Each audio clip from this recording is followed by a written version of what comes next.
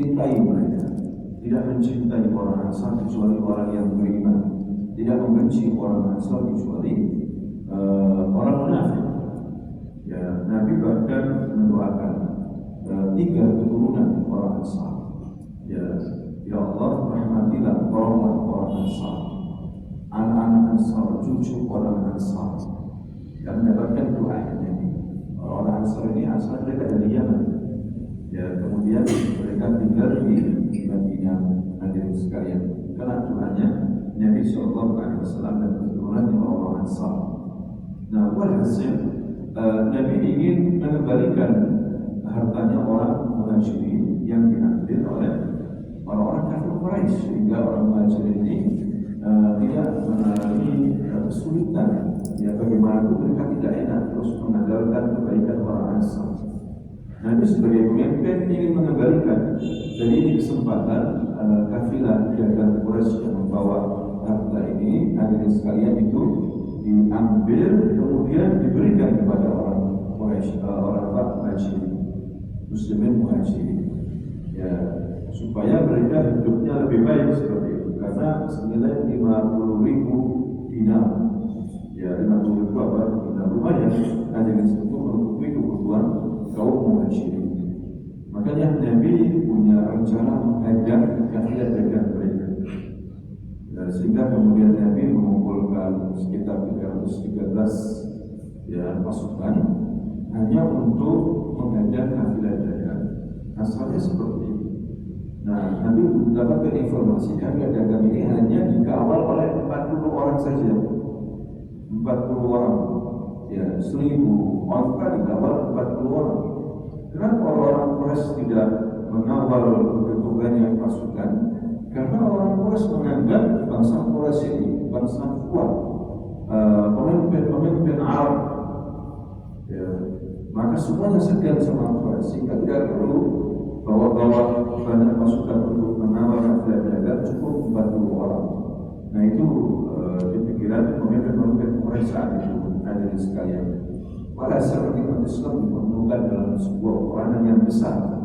Ternyata bukan ketemu sama kafilah dagang, kaum muslimin bersama Nabi ini ditemukan dengan pasukan besar, pasukan tentara yang kuat.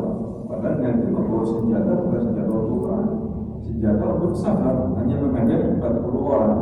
Maka Nabi membawa 313 pasukan. Nabi ketika tanya apakah tidak memanggil yang lain, cukup ini saja. Ya, cukup ini saja, kita akan berangkat ke sana. Kita tidak melibatkan banyak sahabat. Yang dipilih oleh Nabi betul-betul orang yang kuat iman dan tauhidnya, hadirin sekalian. Ini penting, hadirin sekalian, di antara faktor-faktor kemenangan Islam ketika menghadapi orang kafir, iman dan tauhid. Ya, ketika orang mengagungkan Allah, mengagungkan Allah, maka kuat imannya. Ya, tidak mungkin orang yang mengagungkan Allah kemudian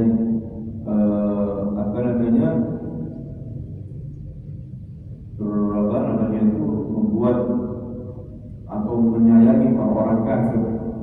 Ya, mereka mencintai, artinya memberikan cinta kepada orang Nasrani atau orang Yahudi yang mengatakan bahwa Nabi Isa itu adalah anak Allah, tidak mungkin seperti itu. Ya, mereka yang cintanya hanya kepada Allah. Bahwasanya ada izzah lillah wa lirasulihi wa lilmu'minin. Kemuliaan itu hanya milik Allah, milik Rasulnya dan kaum mukminin. Ya, jangan sampai kita mengatakan ini orang kafir memiliki kemuliaan karena hartanya, karena negaranya yang maju, sehingga kita merasa rendah dari orang kafir. Kalau kita mempunyai tauhid yang kuat, kita tidak merasa itu hadirin sekalian. Ini bagi kita orang kafir ini hanya sementara saja. Ya, mereka tidak mulia, mereka hina. Walaupun mereka kaya, walaupun mereka maju, kalau tauhid kita ini apa? Kuat. Ya, karena kemuliaan itu milik Allah, milik Rasulnya, kaum mukminin. Itu hakikat kemuliaan. Itu kalau kita ini namanya tauhid kita kuat, hadirin sekalian. Kalau orang yang tauhidnya kuat ketika ada panggilan sholat, Allah memanggil kita, maka tentunya kita dapat memenuhi panggilan Allah. Ya, kalau orang yang tidak memperhatikan sholat, malas sholat, berarti apa? Lemah imannya, lemah tauhidnya, hadirin sekalian. Karena ada kata Allah Akbar, Allah Maha Besar. Tinggalkan semuanya kecil. Ya, hanya Allah yang Maha Besar. Itu tauhid. Itu yang diajarkan oleh Nabi ketika di Makkah. Masalah tauhid. Nabi tidak mengajak orang-orang yang lemah akidahnya, imannya, sehingga jangan pertolongan Allah dari sekali dalam perang Badar. Ya, walhasil Rasulullah SAW waktu itu mempersiapkan pasukan 313 ya. Kudanya itu cuma 2 ya, kemudian kontanya sekitar 100 onta saja ya. Tapi hadirin sekalian, Abu Sufyan pemimpin Quraisy ini tahu bahwa dia harus lewat Madinah, maka dia mengirim intelijennya ya. Akhirnya mereka mendapatkan kabar bahwa Muhammad dan kaum muslimin keluar ingin menghadang nafkah dagang mereka. Akhirnya Abu Sufyan mengutus seorang namanya Dhamdam bin Amr al-Ghifari agar ke Mekah ya, dengan kecepatan lari kudanya itu sampai di Mekah, dan dia dari atas turun ke bawah dan teriak-teriak mengatakan, ya Quraisy irukum, baik orang Quraisy, kafir dengan kalian akan disabotase oleh Muhammad dan umat Islam di sana. Habislah perdagangan kalian. Maka langsung berembuk tokoh-tokoh Quraisy, termasuk ada Abu Jahl, ada Utbah bin Rabi'ah, ada Syaibah bin Rabi'ah, ada Umayyah bin Khalaf, tokoh-tokoh Quraisy, sehingga mereka sepakat ingin membantu memerangi Nabi Muhammad SAW. Itu sampai sekitar 1.300 pasukan, ya 1.300 dari sekali. Ya, tapi ketika sampai Juhfa ini Mekah, dari Mekah menuju Juhfa ini kalau naik ke sekitar 1 jam. Ya, itu ada seorang dari mereka namanya Ahnaf bin Shuraih. Wahai orang Quraisy, kalian ini mau memerangi Muhammad, berarti kalian mau bunuh keluarga kalian sendiri. Muhammad ini bersama orang-orang Mekah, keluarga kalian sendiri. Atau kalau kalian menang sama Muhammad, ya kalian cuma menang sama keluarga kalian, membunuh keluarga kalian. Atau misalnya kalau Muhammad menang sama kalian, habislah kalian, rugi kalian sebagai pemimpin Allah. Bingung mereka hari sekali. Nah kebetulan ternyata Abu Sufyan ini hari sekalian berhasil mengelabui umat Islam. Jadi ontanya itu mutar lewat pinggir lautan dan berhasil lolos dari kejaran Nabi Muhammad SAW. Kirim surat lagi, ya kirim surat lagi melalui orang, dibaca oleh mereka, wahai orang Quraisy, sudahlah, ya barang-barang kalian lolos, nggak usah perang, udah kalian balik. Tapi Abu Jahal dan Amr bin Hisham, Abu Jahal mengatakan kita tidak akan balik, kecuali kita akan sampai ke Badar. Ya, kita akan minum khamr di sana, kita akan menyanyi sama ibu wanita di sana, kita akan makan di sana. Ya, dan supaya orang Arab yang lain tahu bahwa kita ini kuat dan kita akan membinasakan Muhammad. Ya, jadi semua orang tokoh-tokoh Quraisy itu hadir sekali, kecuali satu, yaitu Abu Lahab, pamannya Nabi yang kafir, Abdul Uzza, Abu Lahab, yaitu tidak mau ikut dan mewakilkan ada orang yang punya hutang seperti dia, yang disuruh berperang dan hutangnya itu lunas. Jadi Abu Lahab tidak ikut, yang lainnya ikut. Nah seperti itu. Awalnya 1.300 orang, tapi ada dari Bani Adi, dari Zuhrah, pemimpin mereka namanya Akhnas bin Shuraih, mengatakan kami tidak ikut. Buat apa itu? Ya, bukankah kita tujuannya ingin mengawal perdagangan, dan padahal kita sudah lolos dari segalanya kaum muslimin, kita tidak ikut. Ya, 300 orang mundur. Akhlas bin Shuraih dipuji oleh Nabi, ya karena ikut dalam perang Badar. sehingga rakyatnya, sukunya itu semuanya senang sama Ahnas bin Suraid sebagai pemimpin. Bahkan Nabi mengatakan dia terus menjadi pemimpin yang dihargai oleh sukunya, ya, Ahnas bin Suraid. Terus dia menjadi pemimpin yang besar karena dia tidak ikut dalam perang Badar, akalnya lebih was seperti itu. Ya, kata Nabi, tinggal 1.000 berangkat menuju Badar. Nah, Badar hadirin sekalian dari Madinah itu ke arah barat, ya sekitar 155 km. Ada namanya Badar. Konon Badar ini nama orang menggali sumur sehingga dikatakan daerah Badar. Ada yang mengatakan sumur itu sendiri namanya Badar. Ya, di situ ada rumah. Nah, Badar ini sering dipakai oleh kafilah-kafilah dagang dari Syam berhenti di situ, makan, istirahat di situ. Makanya Abu Jahal kita tidak akan balik bukan santai kita ke Badar. Kita ingin membuat peringatan kepada Muhammad dan kaum muslimin seperti itu. Akhirnya mereka berangkat 1.000 orang ke Badar dengan senjata lengkap. Nah, Nabi mendengar dari intelijennya ternyata orang Quraisy berangkat sekarang ke Madinah. Nabi sudah mendekati Badar. Ini bermusyawarah ada sekali. Ini menunjukkan bahwa Nabi ini pemimpin yang bijak, bukan otoriter. Ya, diajak musyawarah. Wasyawirhum fil amr. Itu perintah Allah. Wasyawirhum fil amr adalah kan bermusyawarah ketika menghadapi urusan. Ya, maka Nabi bermusyawarah, wahai para sahabat Muhajirin Ansar, mereka ini nggak taunya kirim pasukan. Bagaimana? Sedangkan kafilah dagang yang kita kejar lolos. Nah, kita lagi berhadapan dengan pasukan orang Quraisy. Bagaimana menurut kalian? Sebagian mereka, bagaimana kalau kita balik aja ya Rasulullah? Kata sebagainya mana? Bagaimana kalau kita tunggu di Badar ya Rasulullah? Kita siap. Ya, maukah kalian berperang? Siap ya Rasulullah. Rasulullah itu berunding sama orang Muhajirin. Ya, tidak melibatkan orang Ansar.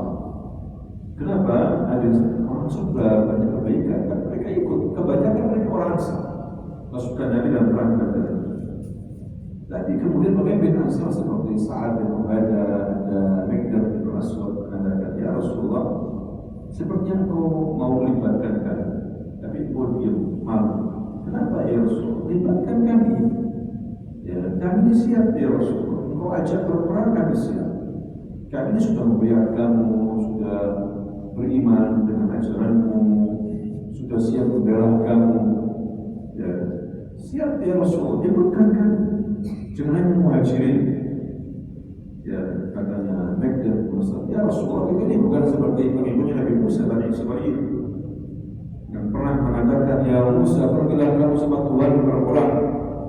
Kita nggak biasa berperang, kita duduk di sini aja. Kalian berdua yang berperang, kamu dan Tuhan. Nah, kita nggak seperti itu.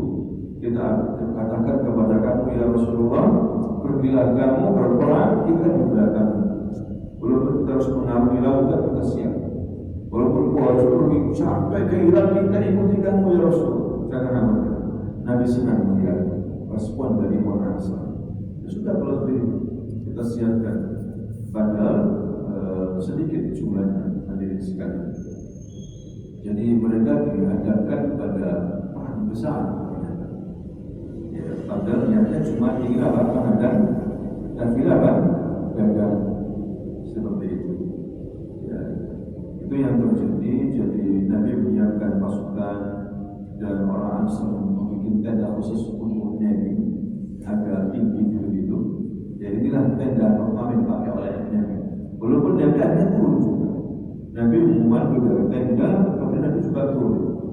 Bahkan Nabi kata Ali bin Abi Thalib, Nabi ini adalah orang yang paling berani, paling depan. Ya seperti itu. Kita di belakangnya Nabi. Nah, hadirin sekalian, kalau memang iman kuat, diajak ke perang pun siap saja. Ya, harus punya iman apa kuat. Kadang-kadang peperangan tidak mudah. Orang itu sukanya apa? Hawa nafsunya suka istirahat, suka tiduran, suka makan-makan. Diajak perang mundur dari. Padahal Allah Subhanahu Wa Taala berfirman apa? Kutiba alaikum al-qitalu wa huwa khairul lakum wa asa an takrahu syai'an wa huwa khairul lakum wa asa an tuhibbu syai'an wa huwa syarrul lakum wallahu ya'lamu ma antum la ta'lamun. Kutiba alaikum al-qitalu wa huwa khairul lakum. Ya, diwajibkan bagi kalian untuk berperang. Ya, padahal berperang itu mungkin syarrul lakum, lebih buruk, menurut kalian lebih buruk, syarrul lakum. Tapi wa asa an takrahu syai'an wa huwa khairul lakum.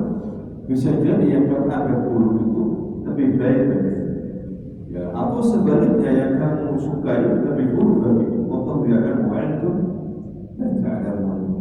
Itulah dari sekalian perang, ya, yang dialami oleh para sahabat. Jadi Nabi itu berperang semuanya itu sekitar 27 kali perang fisiknya, dan mengirim pasukan tanpa kehadiran beliau itu sekitar 50 lebih pasukan, ya, batalion mengirim pasukan perang.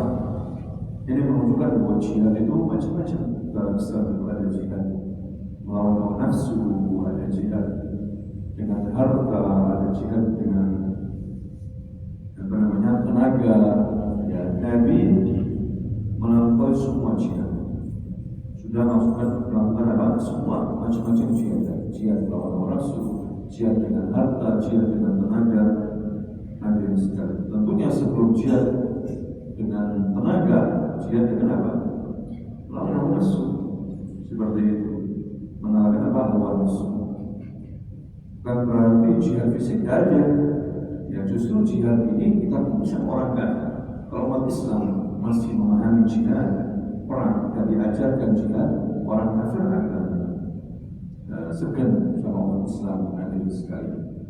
Nah, itu yang terjadi. Jadi waktu sampai di Badar, Nabi itu mewakilkan, ada orang namanya sahabatnya namanya Abdul bin Maktum, orang buta, sebagai wakil maju jadi imam. Ya, tapi di perjalanan Nabi mengirim lagi ada namanya Abu Bakar bin Mundir, ya, untuk memimpin Madinah, sedangkan jadi imam Abdul bin Maktum. Ya, kemudian Nabi sampai di Badar, kemudian ada yang protes, ya Rasulullah, apakah kita di sini, ya Rasul, kita berhenti di sini, kita jadikan sebagai pos komando di sini. Apakah ini wahyu, ya Rasulullah? Tidak bisa dianulir keputusanmu dari Allah? Tidak, ini siasat saya, perang siasat. Kata apa namanya, Hubal bin Mundir, ya Rasulullah, bukan di sini tempatnya kita. Ini tidak strategis. Tempatnya kita lebih ke bawah, mendekati sumber air. Ini air putih. Ya, kita kuasai air ini, ya Rasulullah. Sedangkan musuh nanti dari atas ada air, susah. Dan pasukan kita bisa minum. Rasul mengatakan ini bagus. Ya, ini menunjukkan bahwa Rasul menerima ide ini tidak keras, begitu, tidak kaku. Hadirin sekalian. Nah, seperti itu.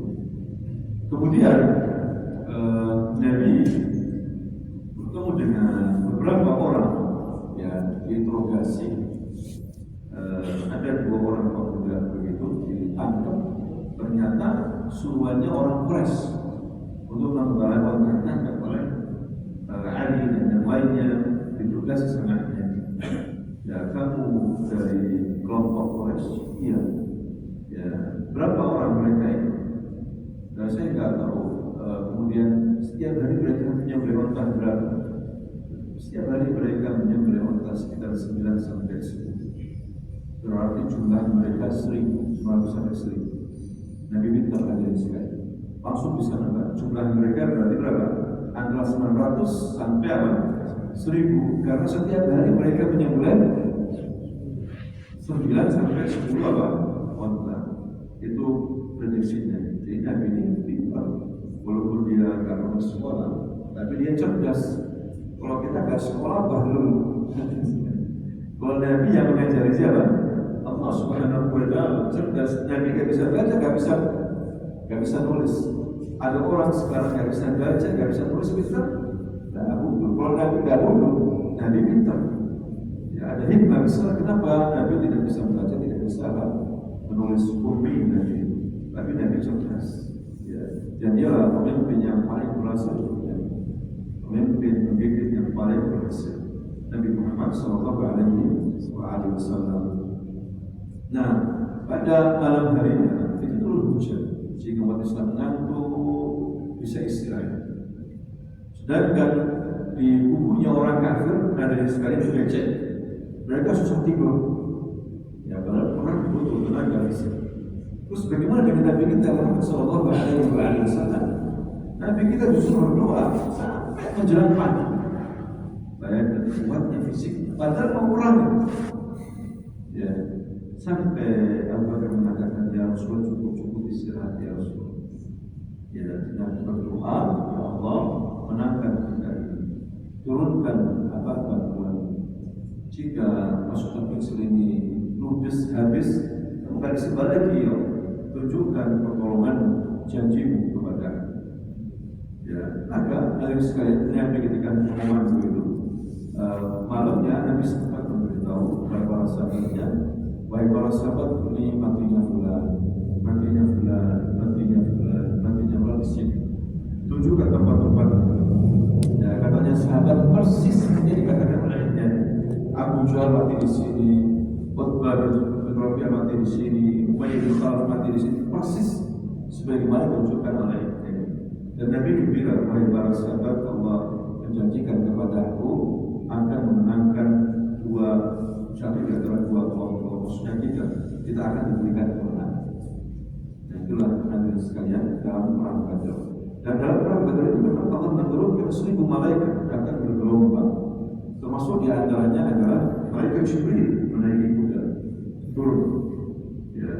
Kemudian juga para sahabat melihat langsung ada orang berbaju putih pakai kudanya, tidak pernah melihat sebelumnya. Ternyata ada juga sahabat ketika perang itu mau memenggal kepala orang kafir, ternyata orang kepalanya terbang dulu, terpenggal. Berarti siapa yang membunuh? Malaikat. Ya. Ada dari pihak Quraisy, iblis juga terlibat masuk dalam kubunya orang kafir yang menyamar sebagai seorang pemuda yang pintar berkuda perang. Ada namanya Suraqah bin Malik. Suraqah bin Malik itu masuk Islam. Ada di sini. Jadi iblis ini memberikan semangat kepada orang kafir. Wahai orang Quraisy, tunjukkan keberanian kalian. Jangan sampai kalian kalah sama Muhammad dan pasukannya. Ya, kalian pemimpin Arab, kalian harus bersemangat. Jangan sampai kendor kalian. Nah, ketika iblis yang menyamar sebagai Suraqah bin Malik ini, hadirin sekalian, melihat malaikat Jibril langsung lari sampai jebur laut, masuk laut. Orang-orang menanyakan, kenapa kamu lari? Bukankah kamu yang berikan semangat kepada kita tadi? Kok kamu justru lari? Iya, karena aku melihat apa yang tidak kalian lihat. Lari, aku tidak mau, aku takut lari. Nah, itu keajaiban hadirin sekalian tentang apa? Perang Badar. Kemudian dalam perang Badar ini biasa dalam perang klasik itu ada namanya mubarazah. Mubarazah itu adu tanding. Ya. Waktu itu keluar orang Quraisy, ada 4 orang, 5 orang keluar. Ya Muhammad, mana orang-orang?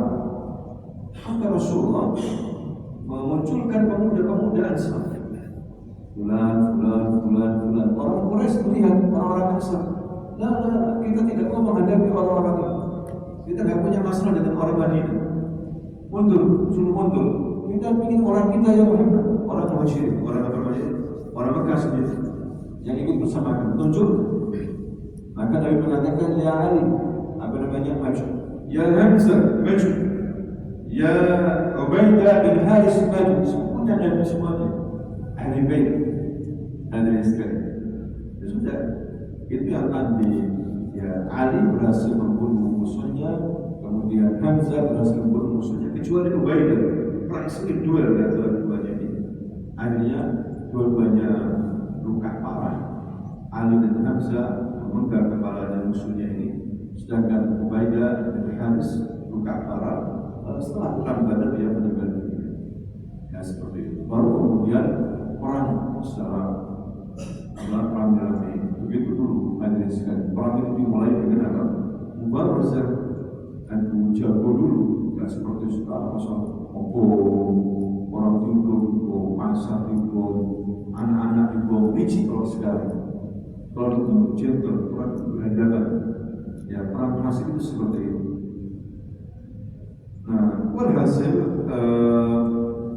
dalam apa namanya perang Badar ini umat Islam menang, hadirin sekalian. Jadi terbunuh dari orang Quraisy itu 70 orang. Semua pemimpin Quraisy mati. Ya, di Badar semuanya mati, termasuk Abu Jahal. Ya, Abu Jahal ini justru dibunuh oleh anak-anak muda masih belia, usianya sekitar 16 tahun. Ya, dibunuh oleh dihabisi belum sampai mati, dihabisi oleh anak muda Madinah. Waktu itu apa namanya bertemu sama Uthman bin Auf, dia Ammi, wahai paman. Ini kata orang Arab pada orang yang lebih tua usia. Dia Ammi, wahai paman. Mana sih Abu Jahal? Amr bin Hisham itu mana? Itu yang bisa kawal oleh 20 orang serta 20 orang. Kenapa kalian kok mau bertanya tentang Abu Jahal? Saya dengar dia ini suka menghina Rasulullah. Aku ingin membunuh 2 orang. Ketika diberitahu langsung masuk ke barisan musuh. Yang diserang pokoknya Abu Jahal. Dan berhasil menghabisi Abu Jahal. Walaupun luka parah semuanya dihadap sama orang, tapi dia berhasil sampai menusuk, kemudian memukul dengan pedangnya kepada Abu Jahal. Ya, sampai Abu Jahal terkapar. Makanya ketika habis perang selesai, Nabi mengatakan, bagaimana keadaannya Abu Jahal? Kata dua pemuda ini, ada yang meninggal dunia sudah. Sebagian mengatakan sudah mati ya Rasul. Saya tidak yakin dia mati. Coba cari jenazah. Ternyata tidak mati, masih sekarang begitu. Abdul Rasul yang menemukan. Ya, Abdul Rasul itu waktu di Mekah yang sekalian kerja sama siapa? Abu Jahal. Saya disiksa, dipukul, kita baca Quran, maka langsung dipenggal kepalanya sama pembukaan. Namun kemudian turun ayat agar kaum muslimin menyerang. Ya, apalagi telah mendapatkan kezaliman yang banyak sekali dari orang kafir Quraisy. Ini menunjukkan dari sekalian jihad perang dalam Islam itu adalah suatu syariat yang ditetapkan oleh Allah Subhanahu wa Ta'ala. Berperang itu sangat menimbulkan kerugian yang sangat banyak. Ya, kenyataan yang baik menyedihkan, kematian. Ya, akhirnya banyak anak-anak yatim, janda. Bukan berarti segi Islam itu radikal. Orang dalam Islam untuk mempertahankan agama, ya, dan juga untuk melindungi kepentingan umat Islam. Kemudian juga untuk menyebarkan agama Islam. Hadirin sekalian, dari kata jihad inilah yang paling dibenci oleh musuh-musuh Islam. Ya, tapi dari sekalian jihadnya Nabi, tidak asal-asalan. Ya, Nabi berperang, tapi Nabi juga berdamai. Kalau melihat kepentingan umat Islam lebih banyak di saat berdamai. Ya, seperti Nabi berdamai dengan orang-orang Quraisy atau dan Hijriah pada perjanjian Hudaybiyah, dan Nabi lebih mementingkan perdamaian sehingga tidak terjadi peperangan selama 10 tahun. Itu isinya perjanjian Hudaybiyah. Ya, Nabi kalau memang melihat umat Islam mesti menjadi korban yang banyak Nabi memilih damai hadirin sekalian. Tapi kalau umat Islam sudah kuat, Nabi siap untuk meladeni mereka kalau mereka itu berperang. Nah, ini terjadi perang pertama dalam Islam tanggal 17 Ramadan tahun 2 Hijriah yang disebut dengan Ghazwatul Badar, peperangan Badar. Perang Badar ini sangat menentukan dalam masa depan umat Islam. Ya, di mana kekuatan umat Islam saat itu masih sedikit hadirin sekalian, tapi dihadapkan pada perang besar. Ya. Walaupun tidak seperti peperangan yang terjadi antara Romawi dan Persia, dua negeri besar saat itu yang mereka punya pasukan ratusan ribu bahkan mungkin jutaan, tapi dikatakan dalam perang Badar ini perang yang luar biasa. Ya, dikatakan Yaumul Taqal Jam'an, ya, Yaumul Furqan, hari pembeda. Hari apa? Pembeda. Maksudnya yang ikut terlibat dalam peperangan itu betul-betul berbeda.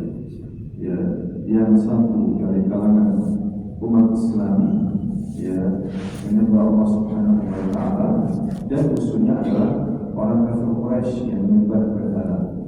Ya, makanya dikatakan Yaumul Furqan, pembeda hadirin sekalian. Dikatakan perang Badar ini sangat menentukan karena jika kalah maka mungkin habislah umat Islam. Nabi juga selesai sudah dakwahnya. Makanya di antara doa Nabi di malam harinya sebelum berperang, Nabi itu berdoa, Allahumma in tughrid hadhihi as-sabah lam tu'bad fil ardi. Ya Allah, jika pasukan kecil ini kalah, mungkin kamu tidak akan disembah lagi di dunia ini. Ya, itu doa Nabi, dan Nabi mohon sambil menangis agar diberikan pertolongan oleh Allah Subhanahu wa Ta'ala. Nah, hadirin sekalian, kenapa sebab terjadinya perang Badar ini? Terjadi perang Badar ini karena Nabi mendapatkan informasi dari intelijennya, dari sahabatnya, bahwasanya Abu Sufyan bin Harb, yaitu berada di Syam, mau ke Mekah. Ya, biasanya orang-orang Arab Quraisy berdagang ke Syam, Suriah. Ya, mereka berdagang dan mau tak mau mereka harus melintasi Madinah. Nah, Nabi melihat kabar ini, maka Nabi segera menyiapkan rencana ingin menghadang kafilah-kafilah dagangnya orang Arab yang dipimpin oleh Abu Sufyan bin Harb. Ya, waktu itu ditaksir nilai perdagangannya itu sekitar 50.000 dinar emas, jadi bentuk emas. Banyak sekali yang diangkut oleh kafilah dagangnya Abu Sufyan ini, kiranya orang Arab, mungkin palawija atau kain atau bahan-bahan makanan.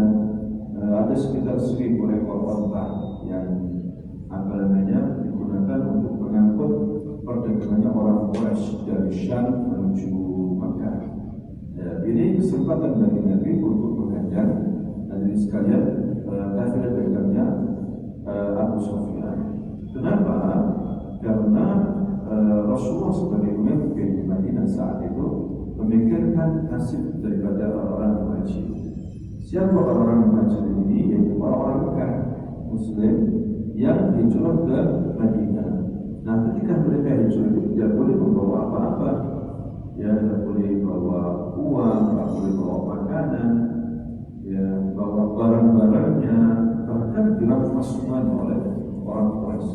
Usaha-usahanya, toko-tokonya, hartanya itu dirampas, sehingga kebanyakan orang-orang Muslim ini muhajir ke Madinah tidak apa-apa. Tapi karena kebaikan daripada orang Ansar, orang Madinah, hampir tidak ada yang bawa kepalanya ini ke Rasulullah. Ya Rasulullah, ini Abu Jahal. Maka Rasulullah mengatakan, Fir'aun itu. Jadi Fir'aunnya apa? Jadi bertakbir hadirin sekalian. Sebelum mengatakan seperti itu, sebelum memenggal kepalanya Abu Jahal, Rasulullah mengatakan, ya Amr bin Hisam Abu Jahal. Sekarang siapa yang menang? Kamu atau kita? Ya, kita yang menang. Allah membantu. Sedangkan mana Tuhan? Apa membantu kamu langsung dipenggal kepalanya. Ini yang disebut nasib daripada Abu Jahal. Ya, jadi apa namanya itu dipenggal kepalanya oleh Abdullah bin Mas'ud. Ada sekitar 20 lebih pemimpin Quraisy yang meninggal dalam perang Badar, itu dimasukkan oleh Nabi, jasadnya mereka ke sumur batu, dalam satu sumur dimasukkan semuanya. Kemudian Nabi ngomong di pinggir sumur itu, wahai fulan, Amr bin Hisham, Utbah bin Rabi'ah, Syaibah bin Rabi'ah, Umayyah bin Khalaf, apakah kalian mendapatkan janji Tuhan kalian sekarang ini? Sedangkan kita sudah menjanjikan oleh Tuhan kita Allah. Apakah Lata wa Uzza membantu kalian, memberi janji kepada kalian? Kita sudah mendapatkan janji surga.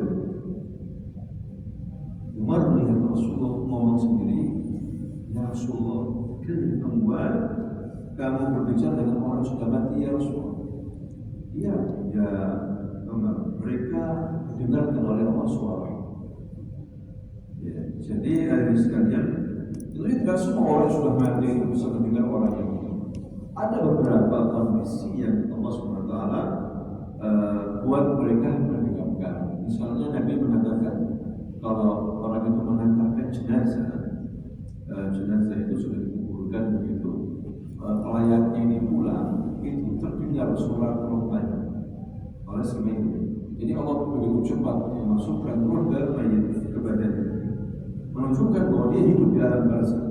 Cuma hanya itu, tapi yang lainnya nggak mendengar, diazab atau dikirimat nggak mendengar. Ada orang dengan kuburan, ya wali fulani, ya habib fulani, tolong saya. Apakah mendengar? Nggak mendengar. Kecuali keadaan tertentu yang memang diberitahu oleh Rasulullah seperti yang meninggal dalam perang Badar bisa mendengar. Nabi sendiri yang mendengar. Untuk menghinakan mereka supaya mereka itu hina dari sekali.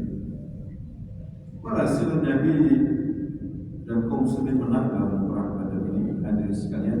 Nah, perang Badar ini Allah turunkan satu surah penting, yaitu surah Al-Anfal. Surah Al-Anfal ini berbicara mengenai perang apa? Badar. Ya. Dan surah-surah yang lainnya juga. Sebagaimana Allah berfirman, walaqad nasarakumullahu bi badrin wa antum adillah. Allah telah menurunkan pertolongannya, menolong kalian di Badar dan kamu dalam keadaan sedikit sahabatkan. Dan 70 orang kawan. Nah, urusan kawanan ada juga beberapa petunjuk hadirin sekalian, di mana